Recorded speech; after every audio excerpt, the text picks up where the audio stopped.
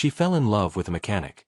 Not knowing he was a billionaire CEO pretending to be poor, the wrench slipped from Genevieve's trembling fingers, clattering against the concrete floor of the garage. She stared at the man she'd fallen completely, hopelessly in love with over the past 3 months, the mechanic with grease under his fingernails and a smile that made her forget her own name.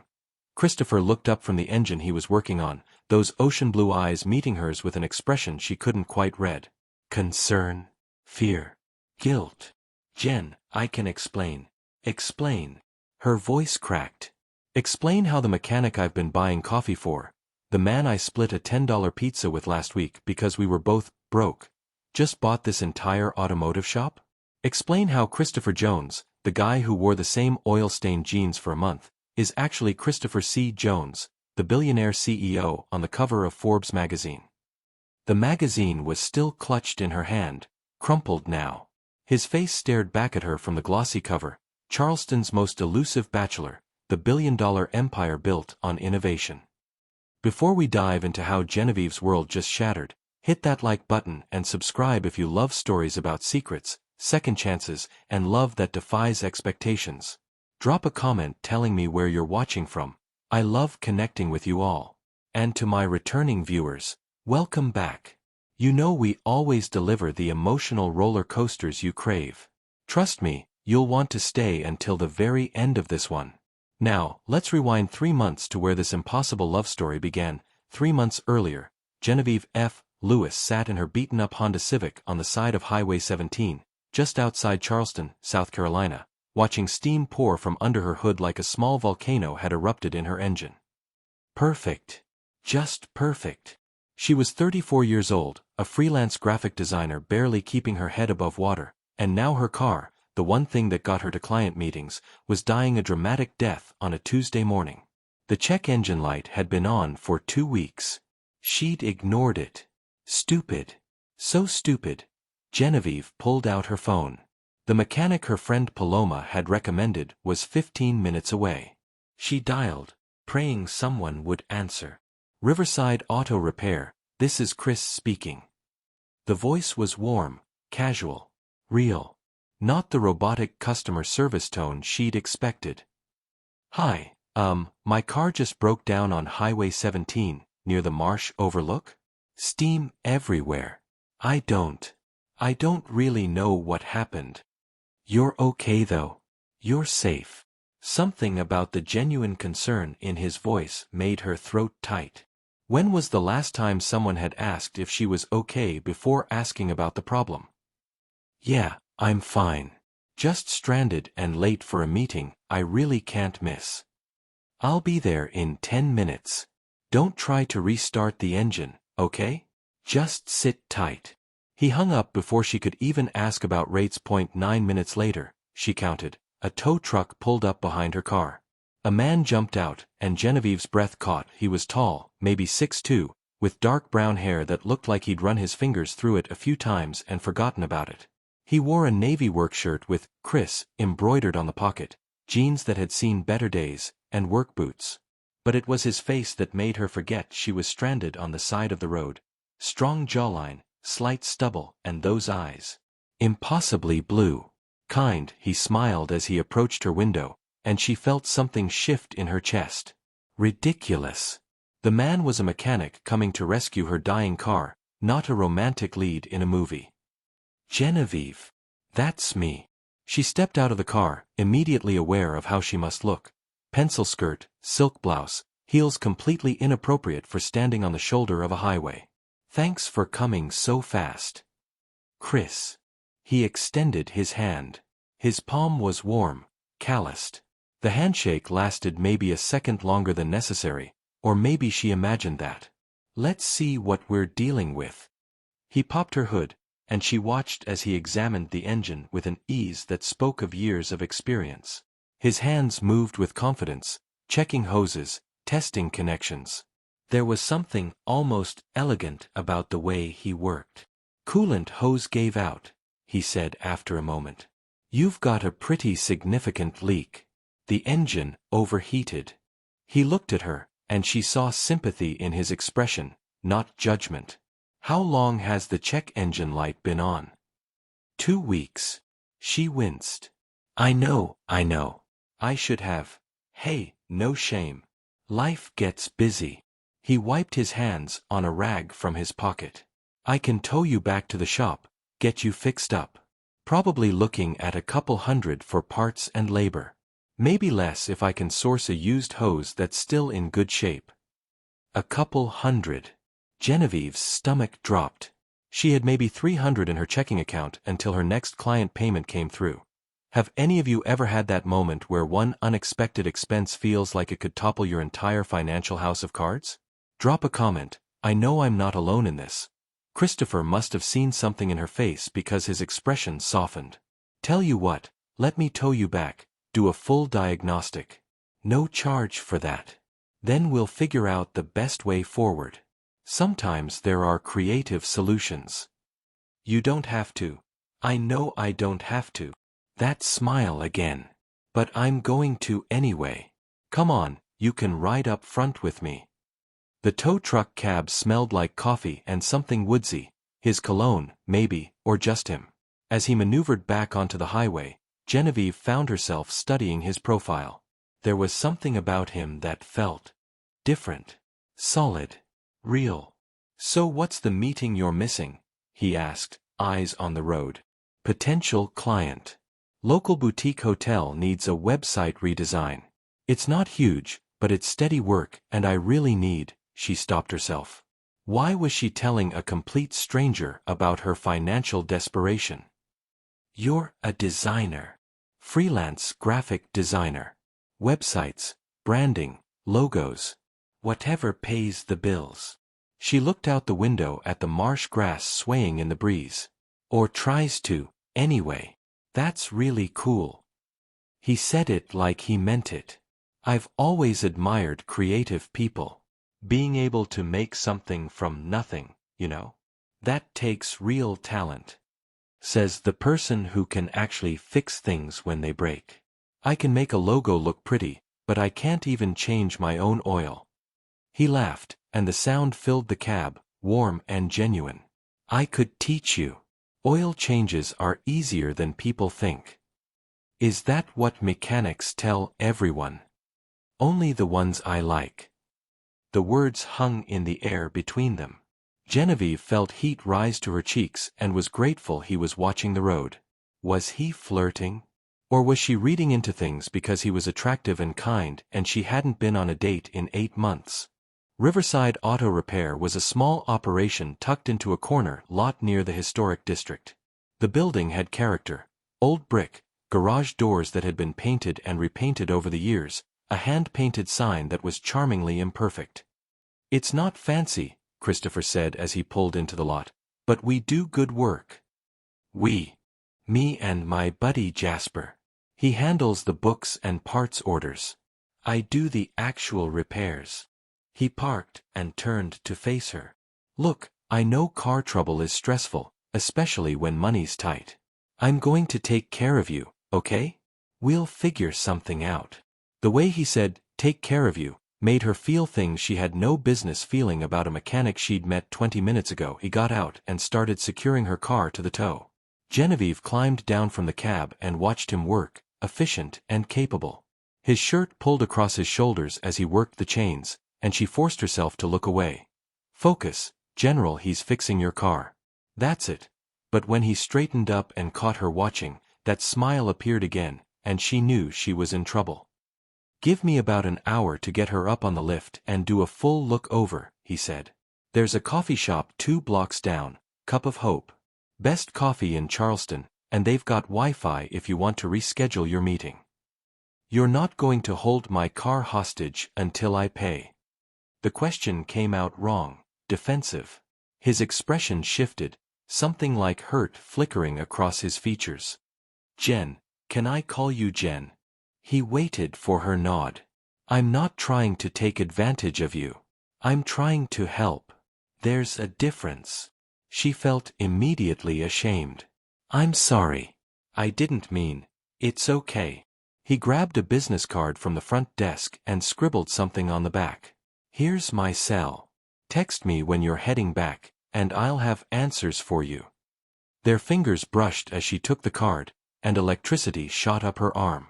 His eyes met hers, held for a beat too long, and she wondered if he felt it too. Quick question for you all watching. Do you believe in instant attraction? Like, that moment when you meet someone and just know something's different about them? Comment below. Cup of Hope was exactly the kind of place Genevieve loved. Exposed brick, mismatched furniture, local art on the walls. She ordered a coffee she couldn't really afford and settled into a corner table with her laptop. The meeting rescheduling went better than expected. The hotel owner was understanding, even sympathetic about the car trouble. They set up a video call for the next day instead. Small miracle. Genevieve opened her banking app and stared at the numbers. Rent was due in a week. She had $300. If the car repair was $200, that left her with barely anything for groceries. Her next client payment wasn't scheduled until the 15th, 2 weeks away. Maybe she could ask Paloma for a loan. Again. Or pick up some rushed freelance work. Or, her phone buzzed. Unknown number. Hey Jen, it's Chris from the shop. Good news and bad news. Good news. I can definitely fix your car. Bad news. The coolant hose is the least of your problems. You've got a worn serpentine belt that's about to snap, and your brake pads are basically metal on metal. The hose, belt, and brake job. I'm looking at around $450 in parts alone. Her heart sank. Another text came through. But here's what I'm thinking. I can do the hose today so you're drivable. The belt and brakes can wait maybe another week or two if you're careful. That's $120 for today. Then we figure out a payment plan for the rest. Or, and hear me out. I saw on your business card that you do graphic design. My shop desperately needs a new logo and some basic branding. Maybe we could work out a trade. Genevieve stared at the message. A trade. She'd never bartered services before, but the idea was oddly appealing. And it meant she wouldn't have to ask Paloma for money or skip meals for the next 2 weeks. What kind of timeline are we talking for the branding work? No rush. Whenever you have time. I've been meaning to update everything for 2 years now. Just keep putting it off. Asterisk. She found herself smiling at his message. There was something so honest about it. Okay. Deal. You fix my car, I'll fix your branding. But I'm warning you, I take my work seriously. You're getting the full treatment. Looking forward to it. Your car will be ready in about an hour. Come back whenever. An hour later, Genevieve walked back to Riverside Auto Repair. The late morning sun was warm on her shoulders, and the historic district was quiet, peaceful. She could hear jazz music drifting from somewhere nearby, mixing with the distant sounds of the harbor. Charleston had been her home for 6 years now, ever since she'd left Atlanta looking for a fresh start after her mother passed away. She'd been 30 then, adrift and grieving, and something about this city had called to her. The slower pace. The moss-draped oaks. The way sunset looked over the harbor. She'd rebuilt her life here, slowly. Started her freelance business.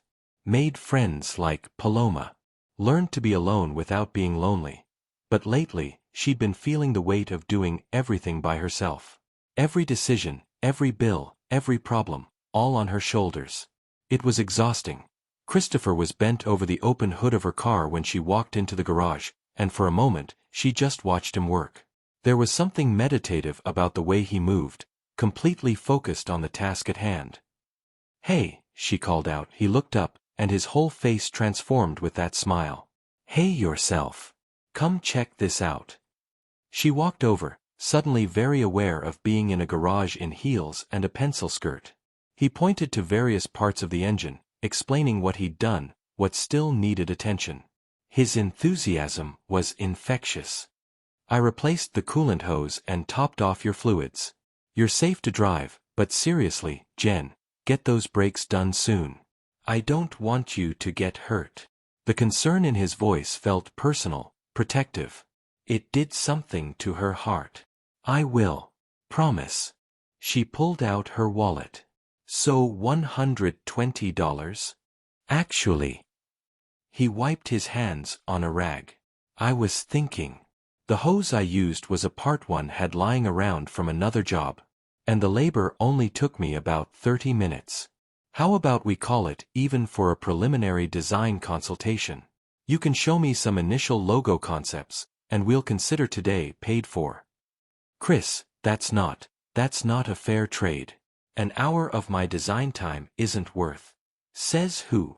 He leaned against her car, arms crossed. Your time and expertise are valuable. Just because you work with a computer instead of a wrench doesn't make it worth less. This man gets it, right? Drop a heart emoji if you think everyone's skills deserve respect, regardless of the field. Genevieve felt unexpected tears prick her eyes. When was the last time someone had valued her work like that? Most clients tried to lowball her, acting like design was something anyone could do with a free app. Thank you, she managed. Don't thank me. Just make me a logo that doesn't look like it was designed in 1987. He grinned. Because that's legitimately when the current one was made. She laughed, the tension breaking. Deal. When's good for you? We should sit down, talk about your vision for the brand, what kind of feeling you want to convey. How about tonight? After I close up? We could grab dinner, talk it over. He paused, and something uncertain crossed his features. Unless that's too, I don't know, unprofessional? We could do it here at the shop if you prefer. Was he asking her to dinner? Or was this just a business meeting? Genevieve's pulse quickened. Dinner works, she heard herself say. Where did you have in mind? There's a great barbecue place near the waterfront. Frank's. Nothing fancy, but the food is incredible. Best pulled pork in South Carolina. I love Frank's. She did. It was one of her favorite spots, the kind of place where you ordered at the counter and sat at picnic tables, where the walls were covered in photos of happy customers and local memorabilia. 7 o'clock? I can pick you up, or we can meet there, whatever makes you more comfortable. The fact that he gave her the option, that he was thinking about her comfort level, made her decision easy. I'll meet you there. 7 works perfectly. As she drove away in her newly repaired car, Genevieve caught herself smiling like a teenager. This was business, she reminded herself. A professional meeting to discuss branding. The fact that Christopher was attractive and kind and made her laugh was irrelevant. Completely irrelevant.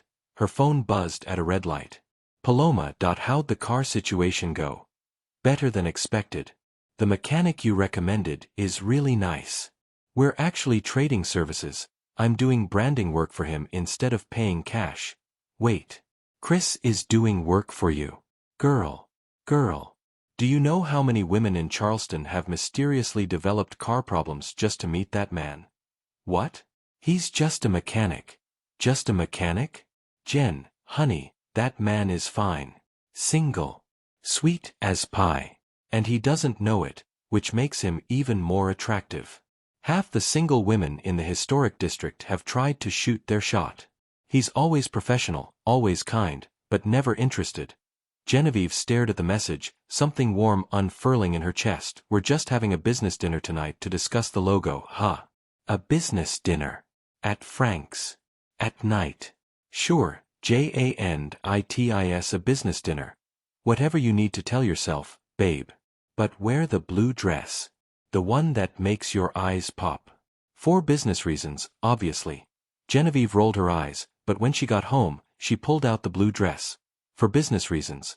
Obviously, Frank's barbecue was crowded at 7 on a Tuesday night, full of locals and tourists who discovered the hidden gem.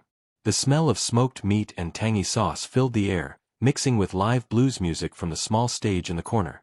Genevieve arrived 5 minutes early and immediately spotted Christopher at a picnic table near the back. He'd changed out of his work clothes into dark jeans and a blue button-down with the sleeves rolled to his elbows.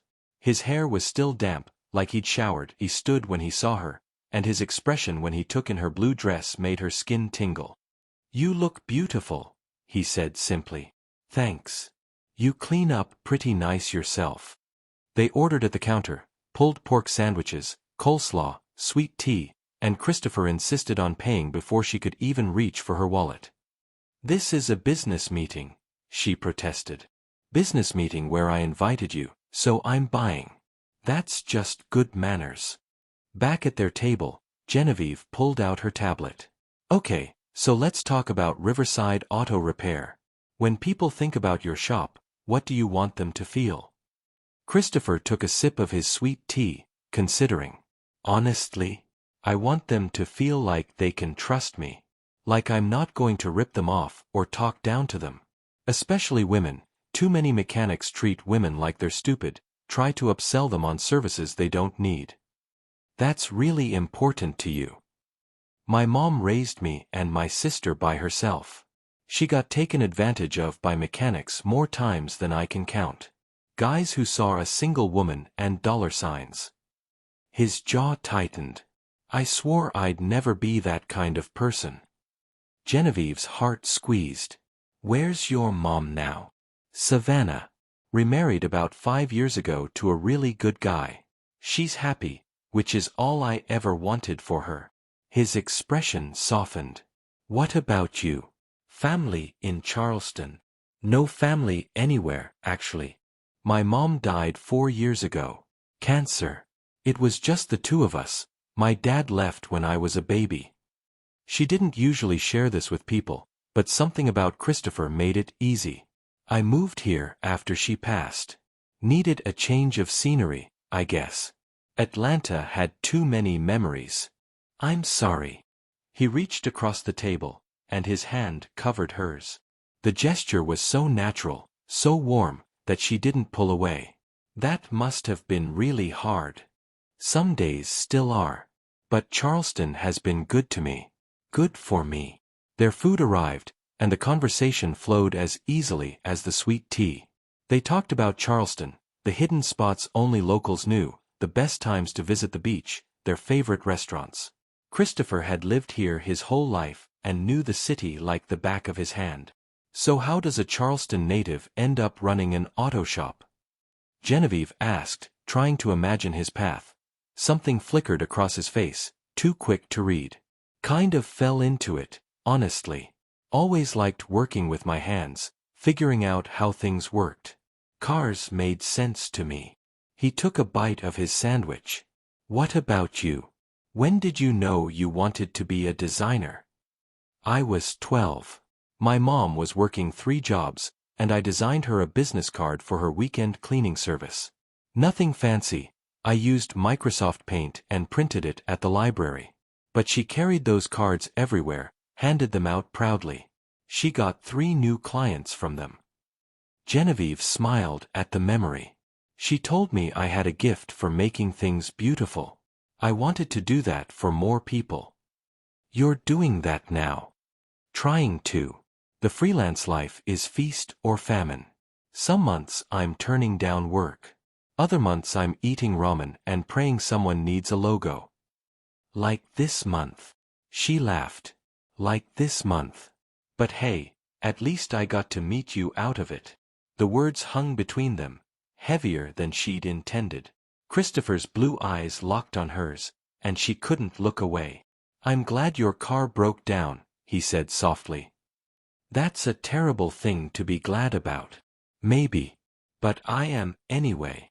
Y'all, can we talk about how the best relationships sometimes start with the worst circumstances? Comment if you've ever had something bad lead to something unexpectedly good. They stayed at Frank's until the owner started stacking chairs, talking and laughing like old friends. Genevieve showed him her initial logo concepts. She'd sketched a few ideas that afternoon, unable to help herself. Christopher loved them all, but especially one that incorporated a vintage wrench with clean, modern typography. This is perfect, he said, studying her tablet. Exactly what I was picturing, but couldn't articulate. That's my job, taking the vision in your head and making it real. You're really talented, general-like, seriously talented. The sincerity in his voice made her chest tight. Thank you. They walked to the parking lot together, and Charleston's spring night wrapped around them, warm but not humid yet, the air carrying the salt-sweet smell of the harbor. In the distance, church bells chimed 9 times. I should let you go, Christopher said, but he made no move toward his truck.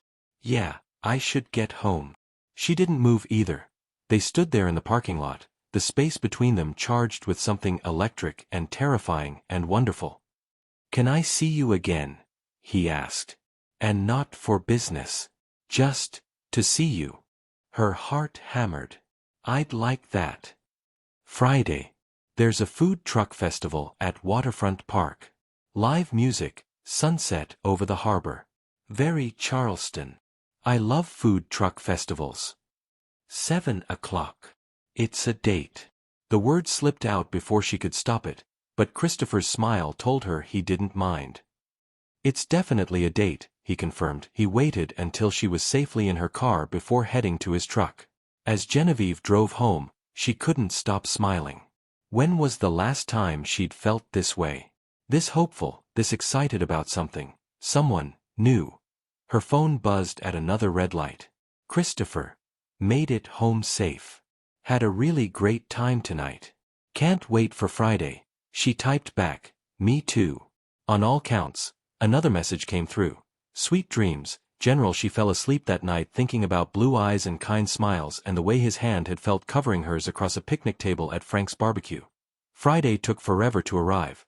Genevieve threw herself into work, finishing the full branding package for Riverside Auto Repair: logo, business cards, social media templates, shop signage mock-ups. It was some of her best work, and she knew it. Thursday afternoon, she delivered everything to the shop. Christopher wasn't there. Jasper, his business partner, took the files with enthusiasm. "Chris mentioned you were working on this," Jasper said.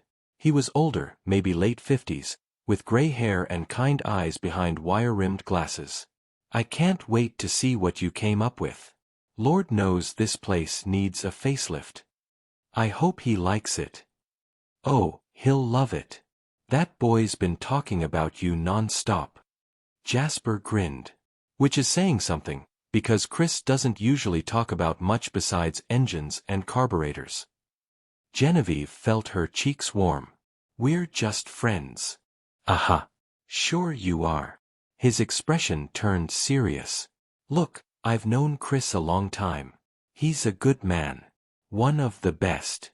But he's got some walls up, you know? Been through some things. If you're serious about him, be patient." The warning felt odd. What things? What walls? But before she could ask, Jasper's phone rang, and the moment passed. That night, Paloma came over to help her pick an outfit for the food truck festival. "Casual but cute," Paloma decreed, pulling clothes from Genevieve's closet. "You're going to be walking, eating, listening to music. You need to be comfortable but still look good." They settled on dark jeans, a flowy white blouse, and sandals. Paloma insisted on doing her makeup, "Just enhancing what's already there, babe." And by the time 7 o'clock rolled around, Genevieve felt beautiful and confident and only moderately terrified. Christopher picked her up exactly on time, and the look on his face when she opened the door was worth every minute of preparation. "Wow," he breathed. Wow. You're not so bad yourself." He wore jeans and a gray Henley that hugged his frame in all the right ways. His hair was slightly mussed, like he'd run his hands through it nervous. The drive to Waterfront Park was easy, comfortable. They talked about their weeks, shared funny stories. Christopher told her about a customer who'd tried to fix his own transmission with YouTube videos. It did not go well. And Genevieve described a client who'd asked her to make a logo more purple but also less purple, you know? Waterfront Park was packed with people enjoying the perfect evening. Food trucks lined the walkway: tacos, Thai food, gourmet grilled cheese, wood-fired pizza, crepes. A band played on the main stage, their music floating over the harbor. "Where do we even start?" Genevieve asked, overwhelmed by options. "We do one loop to scout, then we strategize," Christopher said seriously, making her laugh. They walked the festival hand in hand. When had he taken her hand? She couldn't remember, but it felt natural, right? They debated the merits of various trucks, sampled items that looked good, and eventually settled on Thai drunken noodles and gourmet tacos. They found a spot on the grass near the harbor, the setting sun painting the sky in shades of orange and pink and purple. Boats drifted by in the distance. The band transitioned into a slow, bluesy number. "This is perfect," Genevieve said, meaning the evening, the setting, the company, All of it. Yeah, it really is. But Christopher was looking at her, not the sunset. They ate and talked and laughed. He told her about growing up in Charleston, about the time he and his sister tried to build a treehouse and it collapsed with both of them in it. She told him about her mom's terrible cooking and how they'd subsisted on cereal and frozen dinners but always had fresh flowers on the table. She sounds like she was a wonderful person, Christopher said. She was. She worked herself to death to give me opportunities. Literally. Genevieve's voice caught. By the time she got diagnosed, the cancer was already stage 4. If she'd had better health insurance, if she'd been able to take time off to go to the doctor. Christopher pulled her close, and she let herself lean into him. His arm around her shoulders felt safe, solid. I'm sorry you lost her. Me too. They sat like that while the sun finished setting, and Genevieve realized she'd never felt this comfortable with someone this quickly. Usually, it took her months to open up to people, to let them see her pain. But with Christopher, it was effortless. Have you ever met someone who just gets you? Who makes vulnerability feel safe instead of scary? Let me know in the comments. The band started playing upbeat dance music, and couples filled the grass, swaying and spinning. Christopher stood and offered his hand. Dance with me. I'm a terrible dancer. Lucky for you, I'm even worse. We'll be terrible together. They danced, badly, laughing the whole time. Christopher stepped on her foot twice, apologizing profusely each time. She couldn't find the rhythm to save her life. But wrapped in his arms, moving to music under the Charleston stars, Genevieve had never felt happier. When a slow song started, he pulled her closer. Her head fit perfectly against his chest, and she could hear his heartbeat, strong and steady. Jen. His voice rumbled through his chest. I really want to kiss you right now. Her heart stopped, then raced. She looked up at him, and the expression on his face, vulnerable, hopeful, nervous, made her brave. Then kiss me. He did. His lips were soft, gentle at first, asking permission. She answered by threading her fingers through his hair, pulling him closer. The kiss deepened, and the world fell away. There was only this, his mouth on hers, his hands cupping her face like she was precious, the taste of sweet tea and promise. When they finally broke apart, both breathing hard, Christopher rested his forehead against hers. I've wanted to do that since the day you walked into my shop. Took you long enough. He laughed, the sound full of joy, and kissed her again. They stayed at the festival until the vendors started packing up, reluctant for the night to end. On the drive back to her apartment, Christopher held her hand, his thumb tracing absent patterns on her skin. I know this is moving fast, he said as he walked her to her door, but I really like you, a lot. I really like you too. A lot. Can I take you to dinner tomorrow? Somewhere nicer than food trucks and Frank's? I want to do this right. You don't have to spend money on fancy restaurants to impress me. Something crossed his face, that same flicker of expression she'd seen before, there and gone too quick to identify. I know, but I want to. Let me take you somewhere nice. Okay, but only if you let me cook you dinner next week. Fair trade. Deal. He kissed her again, sweet and lingering. Good night, Jen. Good night, Chris. She watched from her window as he drove away, already counting the hours until she'd see him again. The next few weeks felt like a dream. Christopher took her to Peninsula Grill, where they ate she-crab soup and shrimp and grits under the romantic glow of twinkle lights in the courtyard. She cooked him dinner at her apartment, pan-seared salmon and risotto, trying to impress him and succeeding based on the way he cleaned his plate and asked for seconds. They fell into an easy rhythm. He'd text her good morning every day. She'd send him photos of things that made her think of him. Funny signs, interesting cars, beautiful sunsets. They'd have lunch together when her schedule allowed, grabbing sandwiches from a deli near his shop and eating in Waterfront Park. He introduced her to his sister Marlo, who lived in Mount Pleasant with her husband and 2 kids. Marlo took one look at how Christopher smiled at Genevieve and pulled her aside. I haven't seen him this happy in years, Marlo said. Maybe ever. Whatever you're doing, keep doing it. I'm not doing anything special. You're making my brother smile like that. Trust me, that's special. Genevieve introduced Christopher to Paloma over brunch at Toast, and her best friend gave him the third degree while pretending to be casual about it. Later, in the bathroom, Paloma grabbed her arm. Okay, I approve. He's perfect. Don't screw this up. That's your advice? Don't screw it up. Jen, you have a habit of self-sabotaging when things get good. You start looking for problems that aren't there. Don't do that with him. It stung because it was true. Genevieve did have a tendency to push people away when relationships got serious, terrified of being hurt, of being left like her father had left her mother. But Christopher didn't feel like something to fear. He felt like home. 6 weeks into their relationship, on a warm May evening, they were having dinner at her apartment when her laptop, sitting on the coffee table, chimed with a payment notification. Sorry, she said, moving to close it. But the number on the screen made her freeze. $4,500 from Charleston Heritage Hotel. Did you get a new client? Christopher asked, seeing her expression. Yes. The hotel from that meeting, I rescheduled. When my car broke down. Her hands shook as she stared at the payment confirmation. This is the deposit. Half up front for the website redesign. Tears filled her eyes. Real, actual tears. Hey, what's wrong? This is good news, right? It's great news. It's just, do you know how long it's been since I could pay all my bills without stress? Since I didn't have to choose between groceries and gas. The tears spilled over. I can fix my car. I can get the brakes done and the new belt.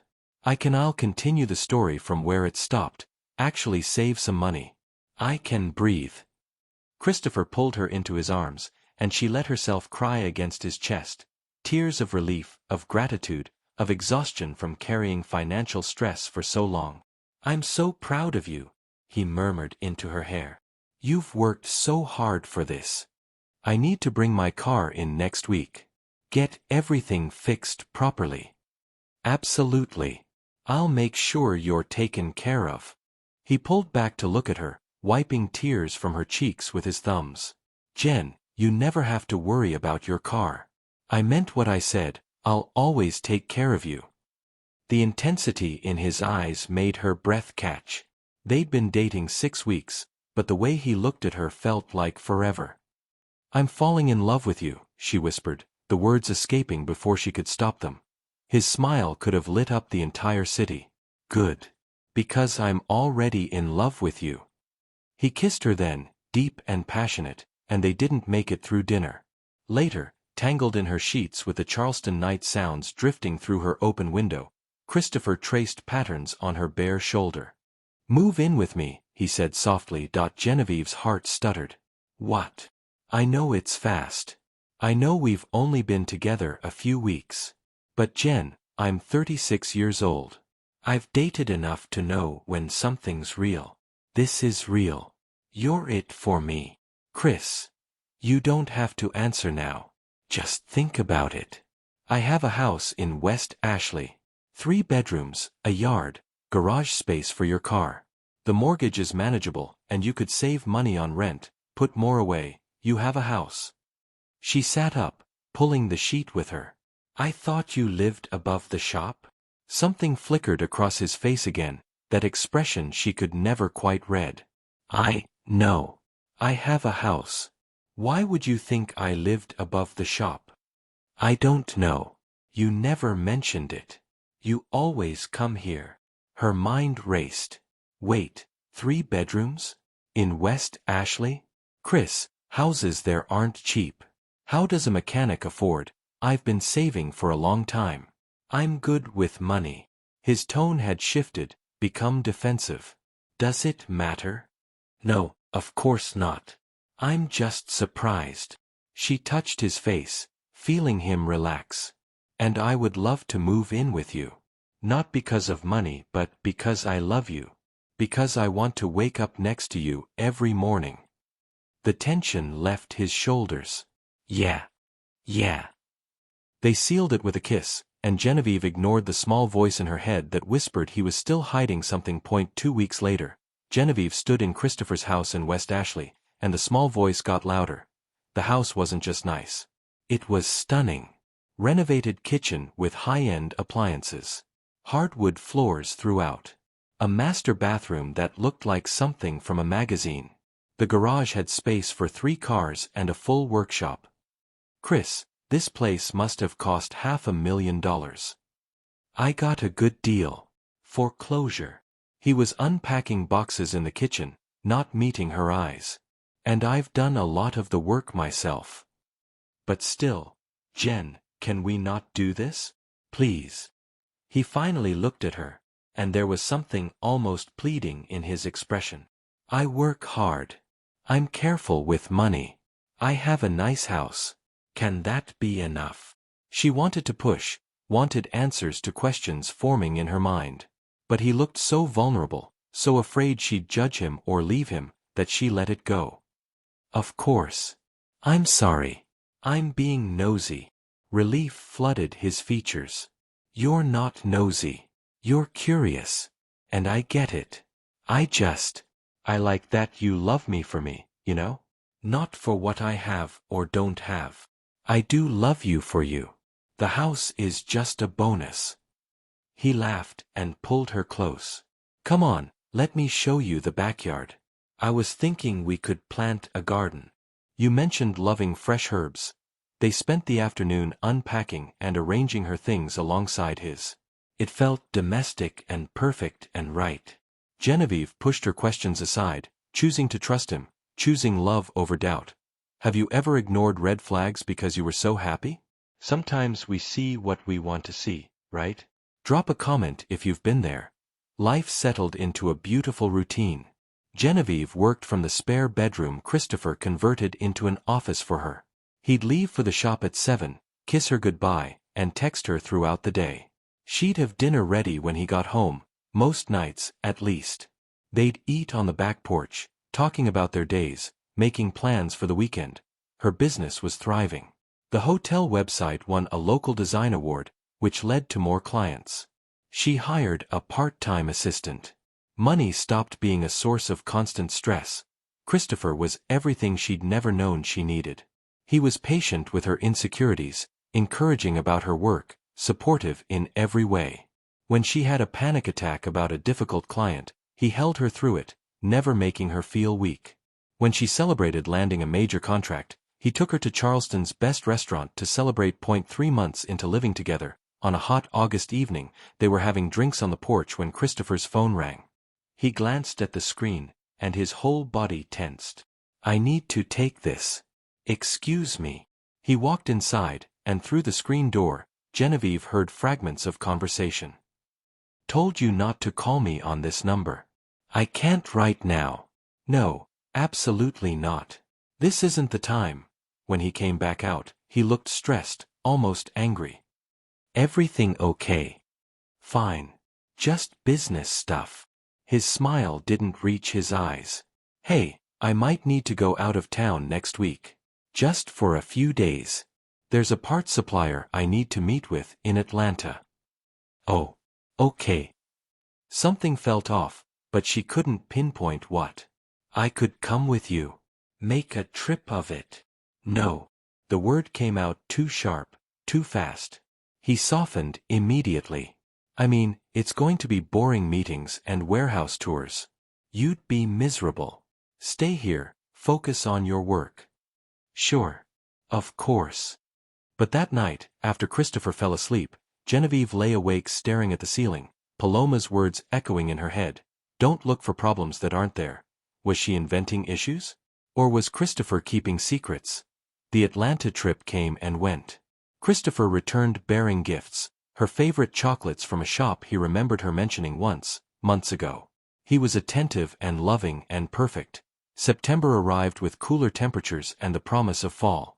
Genevieve's business was booming, so much so that she was considering renting actual office space, maybe even hiring full-time help. She was sitting in her home office, reviewing contracts, when her phone rang. Unknown number. Hello. Is this Genevieve Lewis? A woman's voice, professional and crisp. Yes, speaking. Ms. Lewis, my name is Patricia Holbrook. I'm calling from Charleston Business Journal. We're doing a profile on local entrepreneurs and small business owners who've seen significant growth this year, and your name came up in our research. Would you be interested in being featured? Genevieve's heart leaped. Featured? In Charleston Business Journal? Yes. It would include a photo shoot, an interview about your journey, your design philosophy. We're particularly interested in success stories of women in business. The feature would run in our November issue. Yes. Absolutely, I'd be honored. They scheduled the interview for the following week. When Christopher got home, Genevieve practically tackled him with the news. A magazine feature. Chris, do you know how big this is? This could take my business to the next level. He swept her up in a hug, spinning her around the kitchen. That's amazing. I'm so proud of you. We need to celebrate. They went to Husk, splurging on the tasting menu, toasting to her success with expensive wine.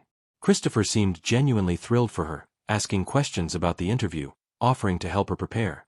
But later that night, she caught him staring at his phone with an expression she'd never seen before.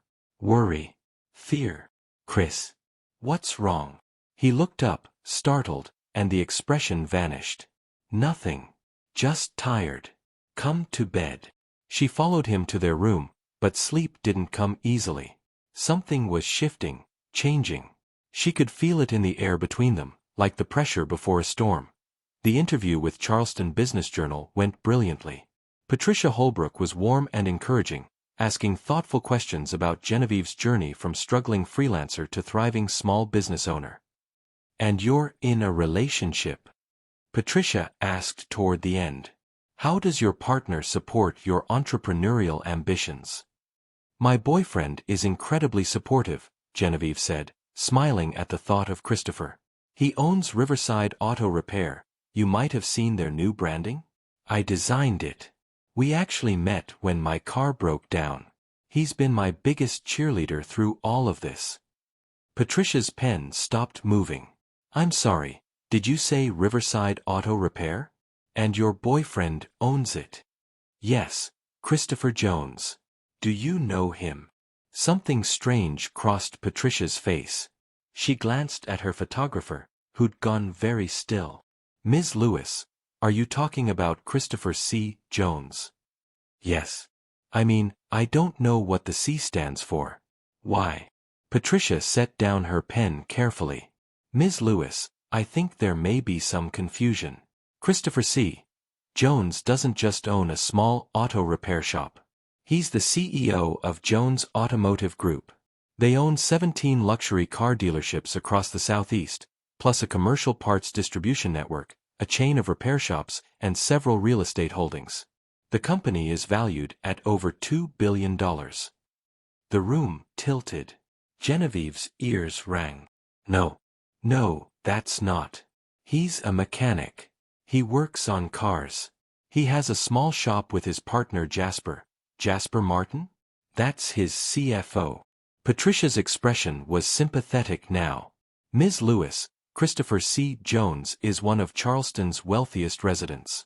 He's notoriously private, rarely gives interviews, but he's definitely not just a mechanic at a small shop.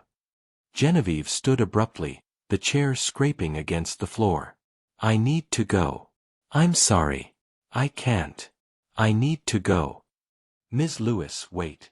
But she was already moving, grabbing her purse, heading for the door. She made it to her car before the tears came. Great, gasping sobs that shook her whole body. A billionaire. Christopher was a billionaire.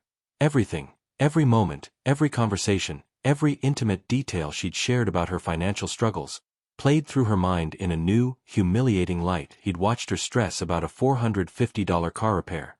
He'd let her trade design work because she couldn't afford to pay cash. He'd suggested she move in with him to save money on rent. All while being worth billions. The lies. The deception. The pity he must have felt watching her struggle with problems he could solve with pocket change. Can you imagine finding out everything you thought you knew about someone was a lie? Drop a comment with your reaction right now. I want to know how you're feeling. Genevieve drove home. No, not home. His house. His $500,000 house he'd claimed was a foreclosure deal when he probably owned a dozen properties. She packed through tears, throwing clothes and toiletries into bags. She'd go to Paloma's. Figure out her next move from there. She was loading the last box into her car when Christopher's truck pulled into the driveway. He got out, and the moment he saw her bags, his face went pale. Jen, what are you doing? Leaving. Her voice was hollow, dead. Why? What happened? Talk to me. You're a billionaire. The words dropped like stones between them. Christopher froze. You're Christopher C. Jones, CEO of Jones Automotive Group, worth over $2 billion. She laughed, bitter and broken. And you let me believe you were just a mechanic struggling to make ends meet. Jen, I can explain. Explain. Her voice cracked. Explain how you watched me panic about car repairs? How you let me trade design work because I couldn't afford to pay? How you suggested I move in to save money when you could probably buy this entire neighborhood without blinking? It wasn't like that. Then what was it like, Christopher?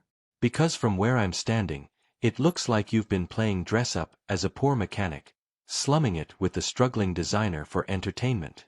That's not fair. His voice rose to match hers. You have no idea why I didn't tell you. Then enlighten me. Why would you lie to me for months? And that brings us back to where we started, standing in Riverside Auto Repair, with Genevieve's world crumbling around her. Christopher ran his hand through his hair, the gesture achingly familiar. Can we please go somewhere private to talk about this? No. Tell me here. Tell me now. Why did you lie to me? He looked around the garage, empty except for them. Jasper had made himself scarce. Christopher leaned against a workbench, and for the first time since she'd known him, he looked truly defeated.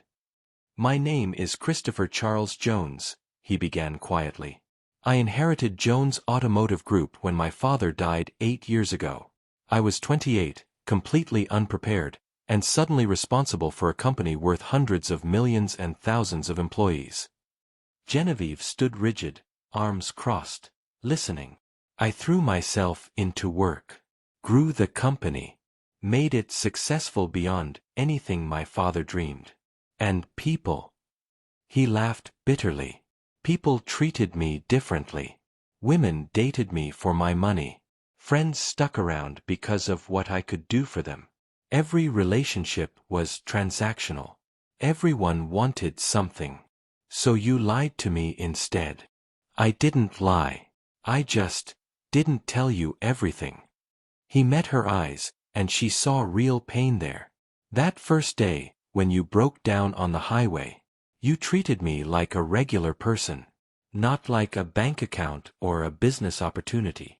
Just a guy who could help fix your car. Do you know how rare that is for me? Chris. And then we had coffee and dinner, and you looked at me like I was someone worth knowing. Not because of my last name or my net worth, but because of me. The real me. His voice broke. I haven't felt that in 8 years. General, I haven't felt seen, really seen, since before my father died. Tears burned in Genevieve's eyes, but she blinked them back. So you decided to lie?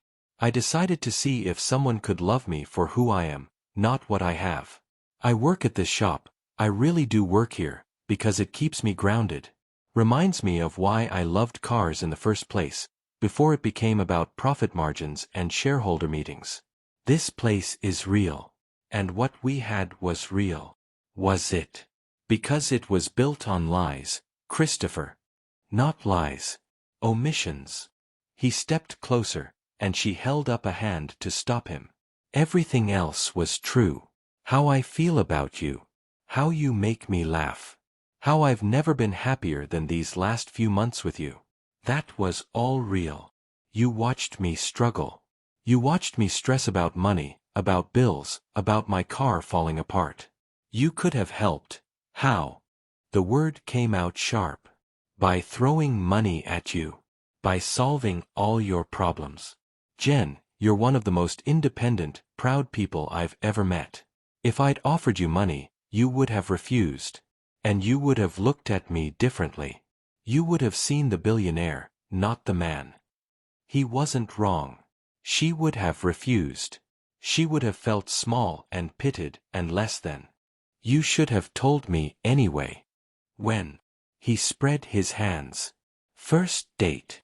Hi, I'm secretly rich. Hope that doesn't change how you see me. After we said I love you? After you moved in? There was never a good time, General, and the longer I waited, the harder it got. You should have tried. You're right. I should have. He closed the distance between them, and this time she didn't stop him. I was wrong. I was selfish and scared, and I made the wrong choice. But Jen, please believe me, I love you. Not the version of you that struggles with money or the successful designer you're becoming. Just you. The woman who makes terrible coffee and sings off-key in the shower and cries during sappy commercials. That's who I fell in love with. Fresh tears spilled down her cheeks. I don't know how to trust you after this. Then let me earn it back. His hands cupped her face gently, thumbs wiping away her tears. Let me prove that this, us, is real. No more secrets. Complete transparency. You can ask me anything, access any bank account, meet with my lawyers. Whatever you need. Chris, I know I hurt you. I know I broke your trust. But please, General, don't give up on us. Not yet. She wanted to stay angry. She wanted to pack her bags and leave and never look back. But when she looked in his eyes, she saw the man she'd fallen in love with. The man who fixed her car and danced badly at food truck festivals. The man who held her when she cried and celebrated her victories like they were his own. I need time, she whispered. I need space to think. Pain flashed across his features, but he nodded. Okay. Whatever you need. I'm going to stay with Paloma for a few days. Okay. And I need you to not contact me. No texts, no calls. I'll reach out when I'm ready. Okay. His voice was thick with unshed tears. She started toward her car, then stopped. For what it's worth. The man I fell in love with. The mechanic with grease under his fingernails who bought me terrible coffee and made me laugh? He was real, wasn't he? Christopher's smile was sad and small. He's the realest thing about me. Paloma's couch became Genevieve's home for 3 days. 3 days of crying and thinking and eating too much ice cream. Paloma listened without judgment, offered advice when asked, and mostly just sat with her through the pain. What do I do? Genevieve asked on the third night, staring at the ceiling from her makeshift bed. What do you want to do? I don't know. I love him. God, Paloma, I really love him. But how do I get past this? Do you think he lied because he wanted to deceive you? Or because he was trying to protect something real? Genevieve thought about it. Really thought about it. He was scared, she said slowly. Scared I'd see him differently. Scared he'd lose the one person who saw him for who he really is. Doesn't make it right. No. But it makes it human. On the 4th morning, Genevieve's phone rang. Not Christopher, Jasper. Ms. Lewis, I hope you don't mind me calling. Chris doesn't know I'm doing this. What do you need, Jasper? I need to tell you something. I've worked with Christopher since his father died. Watched him build this company, watched him sacrifice relationships and happiness for success. And I watched every single woman he dated look at him like a dollar sign. I'm not. I know you're not. That's why I'm calling. Jasper's voice was gentle. That boy in there, the one who works on cars in this little shop? That's who he wishes he could be all the time. No boardrooms, no pressure, no expectations. Just a man who loves working with his hands. You gave him that, Ms. Lewis. You gave him permission to be that person. He lied to me. He did. And that was wrong. But Ms. Lewis, he's been miserable without you. Won't eat, barely sleeps. Just works on cars and stares at his phone like he's hoping you'll call. Genevieve's heart clenched. I'm not telling you what to do, Jasper continued. But I've known Chris for 8 years. He's never looked at anyone the way he looks at you. Never loved anyone the way he loves you. That's got to count for something. After Jasper hung up, Genevieve sat with her phone in her hand for a long time. She thought about the man who'd rushed to help her when her car broke down. Who'd valued her skills and paid her fairly. Who'd celebrated her successes and held her through her fears. She thought about the billionaire CEO who'd given it all up for a few hours a week to be just Christopher, just a mechanic who loved cars and hated pretense. Were they different people? Or were they the same person trying to navigate an impossible situation? Here's my question for all of you. Can you love someone who's lied to protect themselves? Can trust be rebuilt after secrets this big? Let me know what you think. I really want to hear from you. Genevieve stood up from the couch. I need to go, she told Paloma. Where? To get my life back. Riverside Auto Repair was closed when Genevieve arrived. It was after 7, and the lights were off except for a single bulb in the garage. Through the window, she could see Christopher bent over an engine, just like that first day. She used the key he'd given her months ago. She'd never taken it off her keychain, and let herself in. He didn't notice her at first, too focused on his work. She watched him for a moment, this man she loved, and saw what Jasper had described, someone exhausted, heartbroken, lost. Chris. He spun around, wrench dropping from his hand. His face was a mess of hope and fear. Jen. What are you doing here? I'm here because I'm an idiot. She crossed the garage to stand in front of him. I'm here because I've spent 4 days being angry and hurt, and underneath all of that, I'm still completely in love with you. Jen. Let me finish. What you did was wrong. You should have told me the truth. But I understand why you didn't. I understand being so scared of losing something precious that you make bad choices trying to protect it. Tears filled his eyes. I need complete honesty from here on out, she continued. No more omissions, no more secrets. I need to meet the CEO Christopher and the mechanic Christopher and understand that they're both you. Can you give me that? Yes. God, yes. Anything. And I need you to understand something too. She took his grease-stained hands in hers. I fell in love with you when I thought you were struggling to make ends meet. I fell in love with you in this garage, over cheap barbecue, dancing badly at a food truck festival. Your money doesn't change that. It doesn't make me love you more or less. You're just, you. And that's all I ever wanted. Christopher pulled her into his arms, and she felt his whole body shake with relief and emotion. I love you, he whispered into her hair. I love you so much. I'm sorry. I'm so sorry. I know. I love you too. They stood there in the garage, holding each other, while Charleston's evening settled around them.